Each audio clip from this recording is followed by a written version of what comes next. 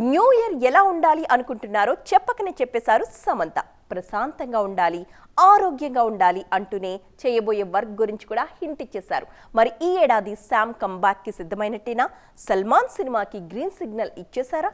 మాట్లాడుకుందాం రండి.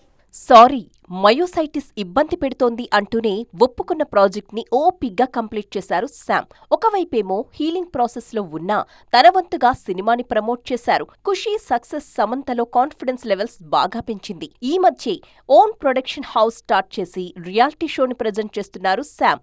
నిదానంగా నటనకు దూరమవుతూ ప్రొడక్షన్ కి దగ్గరవుతున్నారా అనే మాటలు కూడా వినిపించాయి. అయితే అలాంటి అనుమానాలేవీ పెట్టుకోవద్దంటూ లేటెస్ట్ గా ఓ విషయం వైరల్ అవుతోంది. సౌత్ లో అయితే ప్రస్తుతానికి సినిమాలేవీ ఒప్పుకోవట్లేదు శామ్. ఫ్యామిలీ మ్యాన్ 2తో నార్త్ లో మంచి పేరు తెచ్చుకున్న ఈ బ్యూటీకి త్వరలోనే సిటాడెల్ ఇండియన్ వర్షన్ రిలీజ్ అవుతోంది. ఆ వెంటనే ఫ్యామిలీ మ్యాన్ 3 సెట్స్ పైకి వెళుతుంది. మరోవైపు సల్మాన్ సినిమాకు సమంత గ్రీన్ సిగ్నల్ ఇచ్చారన్న టాక్ కూడా వైరల్ అవుతోంది. మొన్నటిదాకా త్రిష పేరు మీద ప్రచారమైన ప్రాజెక్ట్ ఇప్పుడు సమంత పేరుతో స్ప్రెడ్ అవుతోంది. విష్ణువర్ధన్ దర్శకత్వంలో సల్మాన్ నటించే ది బుల్లో శామ్ హీరోయిన్ గా చేస్తారు అనేది లేటెస్ట్ న్యూస్. సమంత అఫీషియల్ గా చెబితే పండగ చేసుకుంటామంటున్నారు ఫ్యాన్స్.